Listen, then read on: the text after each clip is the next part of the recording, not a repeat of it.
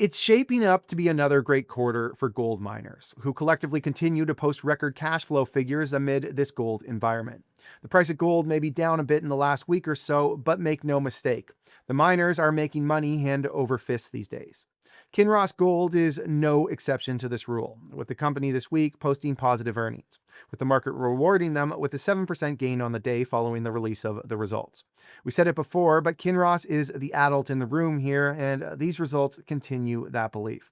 All right, everybody, let's dive in. Kinross in the third quarter posted top-line revenue of $1.8 billion, with revenue growing 26% on a year-over-year basis from $1.4 billion in the third quarter of 2024. Analysts, meanwhile, had anticipated revenue of $1.6 billion for the quarter, so we got a strong beat there.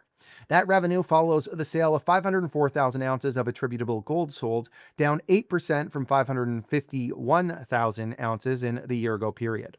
At average realized prices of $34.58 per ounce versus $24.79 an ounce in the third quarter of last year. Production cost of sales, meanwhile, grew from $564 million to $599 million year over year, which was an increase of just 6.1% versus the 26% growth exhibited in top-line revenue. Operating earnings, as a result, grew from $548 million to $810 million. Net earnings overall improved from $355 million or 29 cents per share to $585 million or 48 cents per share. On an adjusted basis, net earnings moved from $299 million or 24 cents per share to $530 million or 44 cents per share. Analysts comparatively had expected 33 cents per share EPS, meaning the third quarter was a massive beat of 33% for Kinross. In terms of cash flow, net cash flow provided from operating activities ballooned from $734 million to $1 billion, a jump of 40%, while attributable free cash flow grew even more dramatically, moving from $415 million to a record of $687 million. That cash flow has caused Kinross to hit a net cash position of $485 million, with the company boasting $1.7 billion in cash and cash equivalents. Total liquidity, meanwhile, sits at $3.4 billion as of September 30th. The massive net cash position has resulted in Kinross announcing this week the early redemption of $500 million in senior notes due 2027. Well, at the same time, the company is gearing up returns to shareholders. Post-redemption, the company will have $750 million in debt, with the next notes not due until July of 2033. Since the share buyback program was restarted in April of 2025, Kinross has now repurchased $405 million worth of common shares, implying that the third quarter saw buybacks of $180 million.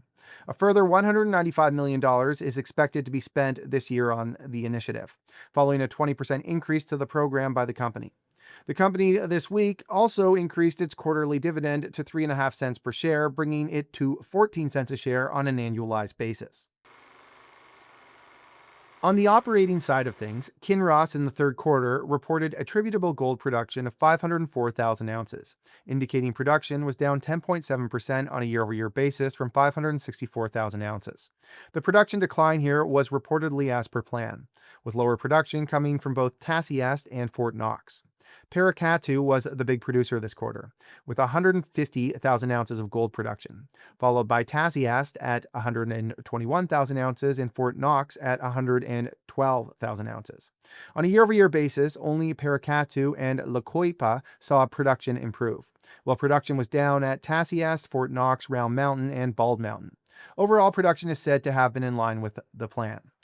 As for costing, attributable production cost of sales rose from $980 an ounce to $1145 an ounce, while attributable all-in sustaining cost per equivalent ounce sold rose from $1350 to $1622 an ounce.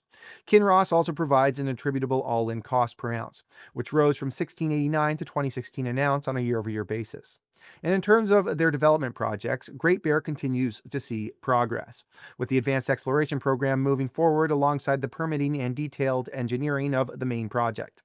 The advanced exploration effort, referred to as AEX, has seen a natural gas pipeline commissioned, with the camp there now operational. Earthworks continue, with the initial development of the portal now underway.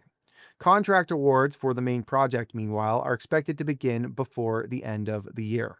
And the first of 3 impact statements have been submitted, with the second submission anticipated to occur next month.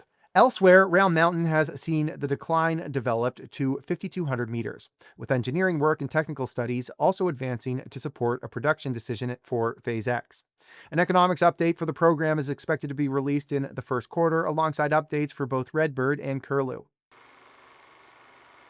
Moving to the guidance, 2025 production is expected to come in above the midpoint.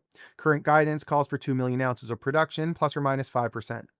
Kinross, meanwhile, is tracking to the higher end of the $1,500 an ounce attributable all-in sustaining guidance, which is said to be a result of higher royalties related to elevated gold prices, while attributable capital expenditures are on track to meet guidance of $1.15 billion. Annual production overall is expected to remain stable across 2026 and 2027 at the 2 million attributable ounce mark. All right, so let's wrap it up. Q3 was another strong quarter for Kinross, although production slipped a bit on a year-over-year basis. But that decline was more than made up for in terms of revenue as a result of the current gold market. And free cash flow continues to rise, so it's tough to complain about much at all here. In any case, it's refreshing that there's at least a small handful of names in this market that we can rely on to produce consistent results quarter after quarter. It's a good look for the sector. All right, everybody, we are in the thick of earnings season. If you like earnings videos, check out our channel. Also, if you want more mining content, check out our website over at thedeepdive.ca. And if you enjoyed this video, do me a favor, smash that like button, subscribe, and ring that notification bell. All right, everybody, thanks for watching.